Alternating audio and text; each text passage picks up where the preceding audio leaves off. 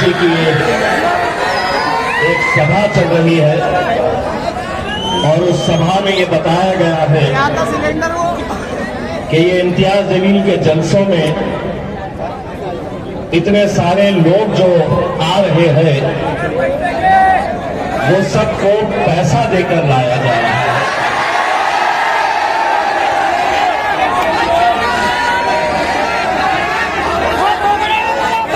Cycle पे घूमने वाले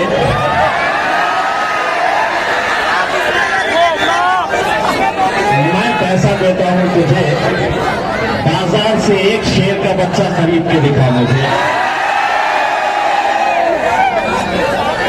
कुत्ते के अगर पिल्ले चाहिए तो बाजार में खरीदे जा सकते हैं, शेर के बच्चे बाजारों में बिकते नहीं।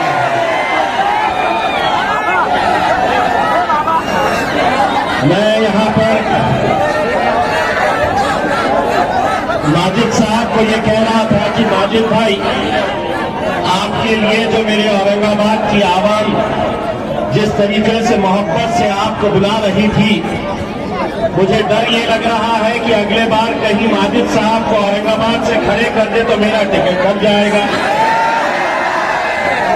लेकिन माजिद भाई, मैं औरंगाबाद की आवाज की तरफ से एक दरखास्त ये करना चाह रहा हूँ कि बहुत सारे लोग पैरों में आ रहे हैं, कुछ पाउडर हमारे पास भी भेजिए, हम भी जिसको जो भाषा समझ में आती है उस भाषा में जवाब देते हैं इंशाअल्लाह।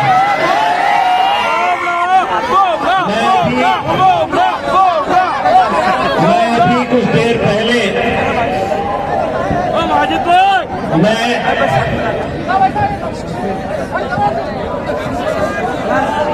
हिंदुस्तान के गृह मंत्री अमित शाह का एक भाषण सुन रहा था, जिन्होंने महाराष्ट्र के अंदर एक इलेक्शन की सभा में भाषण दिया और उन्होंने ये कहा कि जब तक भारतीय जनता पार्टी हुकूमत में है हम मुसलमानों को रिजर्वेशन नहीं देंगे। मुरमुरे के थैले, मैंने उसको नहीं बोला, मैं तो अचानक एक दुकान यहाँ पे दिखी, उसमें कोई मुरमुरे का थैला था, मैंने उनको नहीं बोला जिसके बारे में तुम सोच रहे हैं, लेकिन उनको ये कहना चाहता हूं, हम कौन तुमसे खैरात मांग रहे हैं? अरे मुसलमान इस मुल्क के अंदर जिएगा तो तुमसे कुछ मांगने वाला नहीं है। डट कर, सीना चौड़ा कर सर ऊंचा करके चलना हमको बैरिस्टर असदुद्दीन अवैसी साहब ने सिखाया है। ये तेरा हाथ उधर रख ले। कुछ देर पहले मैं यहाँ के जय भवानी नगर के अंदर गया, वहां के बहुत सारे मराठा मेरे भाइयों ने मेरा इस्तेमाल किया, बहुत मोहब्बत से उन्होंने अपने घरों में लेकर गए। उन्होंने वादा किया कि हम आपके साथ खड़े रहेंगे क्योंकि आप हमारे जरंगे पाटिल साहब के साथ खड़े हैं। लेकिन जब वापस आ रहा था तो भारतीय जनता पार्टी के कुछ कार्यकर्ता मेरे गाड़ी के सामने आए और मेरे गाड़ी के सामने आकर नारा लगाना शुरू कर दिए, जो हिंदू हित की बात करेगा वही देश पर राज करेगा। मैंने कहा, मीडियानो, हे देशाचं इलेक्शन नाही आहे, हे राज्याचं इलेक्शन आहे, हे महाराष्ट्राचं इलेक्शन आहे। एक बुंगारी अतुल सावे का पैसा लेकर झूमकर मेरे गाड़ी के पास आया, ओ साहेब तुम्ही आमच्या एरियामध्ये कसं आले? तुझ्या बापाचा एरिया आहे का रे? अरे हिस्ट्री करून घेतली का हे एरियाची? अरे खासदार होतो सेंट्रल औरंगाबाद,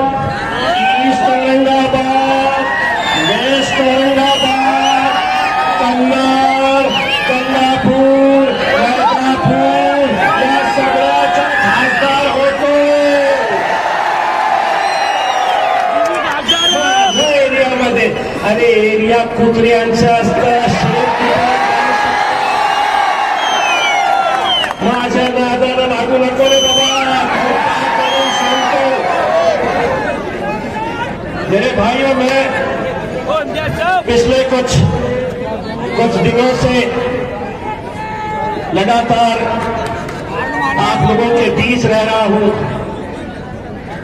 अल्हम्दुलिल्लाह मैंने अपने कायद बैरिस्टर असदुद्दीन अवैसी साहब से उनकी जो दीवानगी है, मैंने हिंदुस्तान में ऐसा कोई शख्स नहीं देखा क्या होगा जो चंद घंटे की सिर्फ नींद लेते हैं, 2 दिन लगातार यहां पर पद यात्रा करे, शोलापुर का जलसा. आज सुबह मालेगांव गए, जहां हमारे मुफ्ती साहब, उन्हें हार्ट अटैक आने की वजह से वो एडमिट है. वो वहां पर उनके लिए पदयात्रा करने के लिए गए. मैंने उनसे ये चीज सीखी कि ये आवाम है तो हम हैं, लेकिन कुछ दिनों से तबीयत कुछ नासाज है. दिन में 3 मरतबा डॉक्टर मोहसिन आबिदी साहब डॉक्टर घर पे भेजते हैं सलाइन चढ़ाने के लिए. डॉक्टर साहब ने मुझसे कहा कि आप कम से कम 1-2 दिन हॉस्पिटल में एडमिट हो जाइए, ताकि आप पूरी तरह से अच्छे हो सके. मैंने डॉक्टर साहब से कहा कि अभी तो इलेक्शन का वक्त है, 1-1 घंटा कीमती है, और आप मुझसे 2 दिन हॉस्पिटल में रहने की बात कर रहे हैं. मैंने हंसते हंसते डॉक्टर साहब को कहा, डॉक्टर साहब मैं ऑलरेडी एक डॉक्टर से परेशान हूं.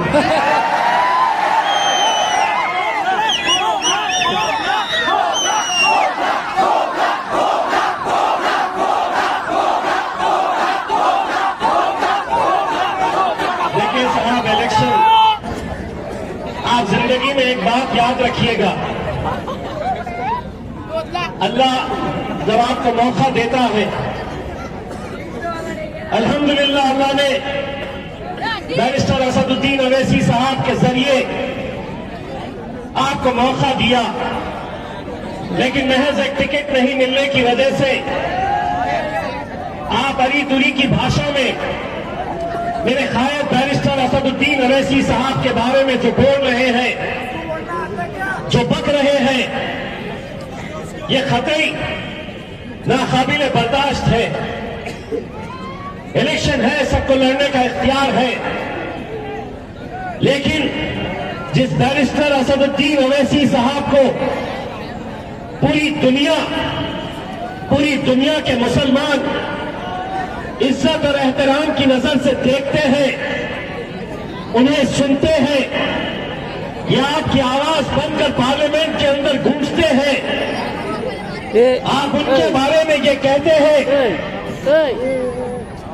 ऐसा लहजा यूट्यूब पर अगर आप देखेंगे तो आपका भी खून खौल उठेगा. लेकिन हमें मालूम है, आप कितना भी कोशिश कर ले या दूसरे उम्मीदवार जो हमें हराने के लिए पूरी ताकत झोंक रहे हैं, कहां से क्या आ रहा है आप अच्छी तरह से समझ सकते हैं. लेकिन इंशाअल्लाह 20 तारीख के दिन उड़ेगी तो पतंग ही उड़ेगी इंशाअल्लाह. मैंने पिछले 2-3 दिनों के अंदर जो सोशल मीडिया के ऊपर आपके गुस्से का इजहार आपने जिस तरीके से किया है, मैं उसका हामी नहीं हूं. मैं इस बात की कड़ी मुखालिफत करता हूं. आपके जज्बे को मैं सलाम करता हूं. आपकी दीवानगी है कि जिसकी वजह से आपने पूरे हिंदुस्तान को एक बार नहीं कई बार ये साबित करके दिखाया कि इत्तेहाद के अंदर क्या ताकत हो सकती है। आपका ये भाई, आपका ये बेटा, आपका ये दोस्त 28 दिन पहले 2014 में जब आया था तो महज इलेक्शन के लिए 28 दिन बचे थे। असद साहब ने हुक्म दिया कि इम्तियाज जलील एमएलए का इलेक्शन लड़ेगा औरंगाबाद सेंट्रल से, और उन 28 दिनों के अंदर आपने वो मोजज़े को अंजाम करके दिखाया था। 2019 के अंदर जब सारी दुनिया कहती थी, और सबसे ज्यादा हमारे इस जिले से मैं एमपी कभी नहीं बोलता, सबसे ज्यादा मुखालिफत पूछ लीजिएगा मेरे तमाम कॉर्पोरेटर से, पार्टी के जिम्मेदारों से। असदुद्दीन अवैसी साहब के पास यही वो डॉक्टर सभी के बीच है। उन्होंने कहा था कि असद साहब आप पूरी ताकत लगा ले, हम औरंगाबाद से एमपी की सीट जीत नहीं सकते हैं, हमारा वक्त जाया जाएगा, हमारा पैसा बेकार होगा, लेकिन हम हासिल कुछ नहीं कर सकेंगे। उन्होंने असद साहब को हिसाब करके बताया था कि अगर आप जरा पीछे हो जाइए, पीछे नहीं तो नीचे झुक के बैठ जाइए, झुक के बैठिए, बैठिए नीचे, बैठिए नीचे, बैठिए बैठिए नीचे, चलिए बैठिए नीचे, बैठिए बैठिए साहब, बैठिए नीचे, बैठिए।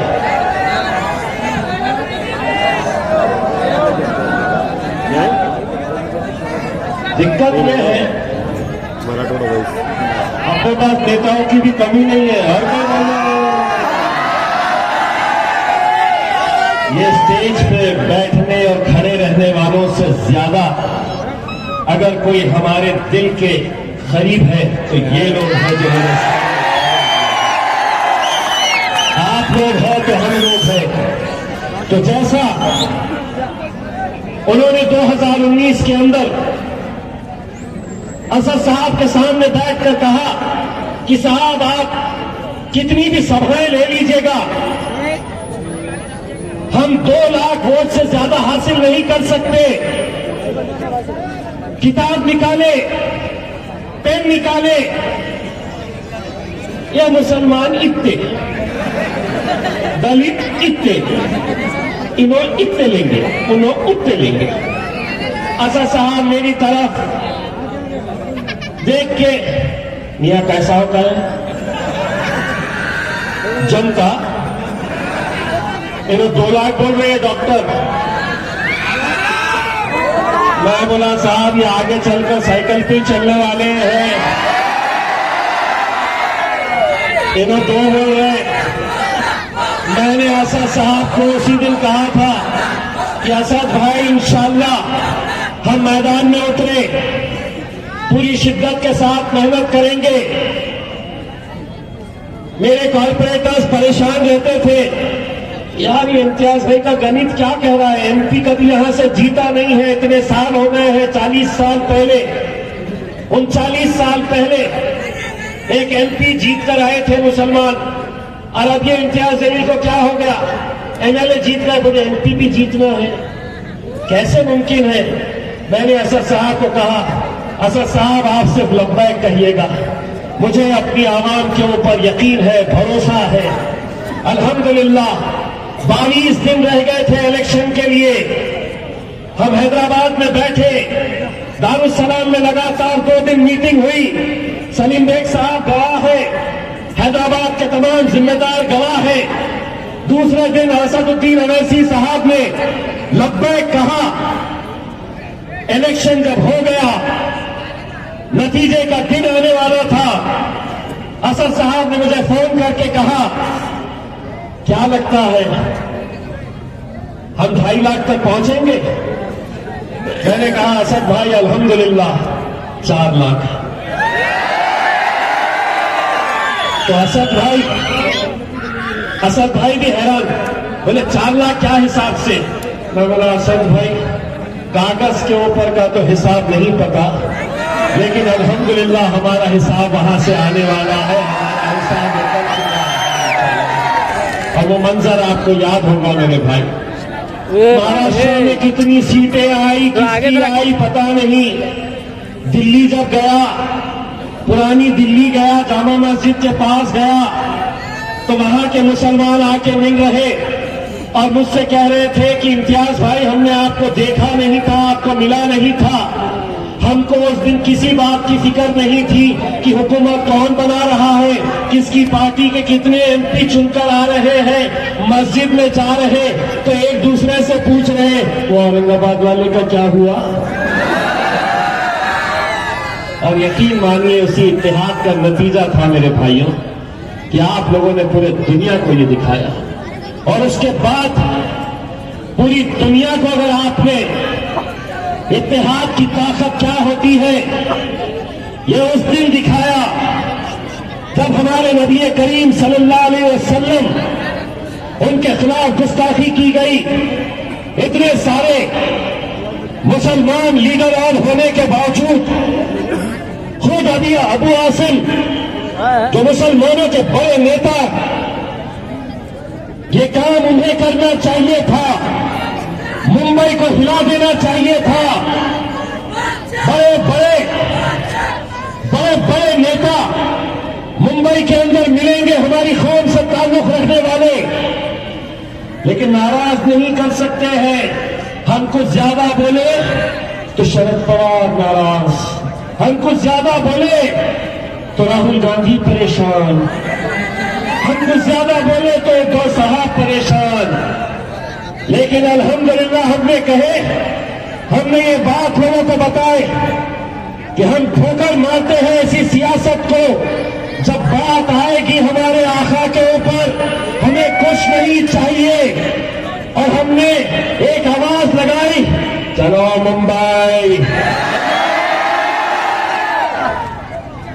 मैंने जब ये लगाई आवाज तो पुलिस वाले परमिशन देने के टाइम पे मुझसे पूछे कितने गाड़ियां रहेंगी, तो बोला 50। तो पुलिस वाला बोला 50 ना, मैं बोला 10-20 इधर हो सकती है। अकेले पाथरी से बाबा जानी दुर्वानी, अल्लाह उनको कामयाब करे, 120 गाड़ियां उन्होंने भेजे। परभनी में आरएसपी की एक कैंडिडेट वहां पर हिंदू समाज की हमारी बहन है जो इलेक्शन लड़ रही है। वहां पर मजलिस का उम्मीदवार जो वहां पर मजलिस का उम्मीदवार बन के बैठा है, उसे मजलिस ने फॉर्म नहीं दिया है। हमने पार्टी से उसे बर्खास्त किया है, पुलिस ने उसकी एफआईआर करवाई है। मैं परभनी की आवाम से यह अपील करना चाहूंगा, जिस महिला ने, हिंदू महिला ने हमारी उस रैली के अंदर 100 गाड़ियां परभनी से भेजी थी, उस रैली में शामिल होने के लिए परभनी की आवाम की यह जिम्मेदारी है कि उसने हमारे नबी करीम सल्लल्लाहु अलैहि वसल्लम के खिलाफ गुस्ताखी हुई तो उसने कहा कि हे तुमच्यासाठी दैवत आहे, आप इनको मानते हैं तो हम भी उनका आदर करते हैं। उसको जिताना वहां के मुसलमानों की जिम्मेदारी है मेरे भाइयों। रैली निकली, सारंगी का टोल पास हुआ, मुझे पुलिस वाले का फोन आया, साहब तुमने बोले थे 50 गाड़ियां, अभी हमने गिने 2740 गाड़ियां तो यहीं से गुजरी है। अब आगे जितने समृद्धि पे आने वाले थे, इधर से 200 आ रहे, इधर से 50 आ रहे। यहाँ पे बैठे हुए जो लोग हैं ना, इनमें से बहुत सारे इलेक्शन लड़ रहे हैं। ऐसा मोबाइल पे देखते बैठे थे, इम्तियाज जलील को कहां पे रोकते। गाड़ियों को कांपे आवाज पे इंतजार कर रहे थे। बोले नासिक निकल गया, बोले निकल गया, इगतपुरी निकल गया। बंबई की पुलिस बोली कि साहब नहीं, इगतपुरी के आगे नहीं। मैंने बोला मैं निकल चुका हूं, हिम्मत है तो रोक के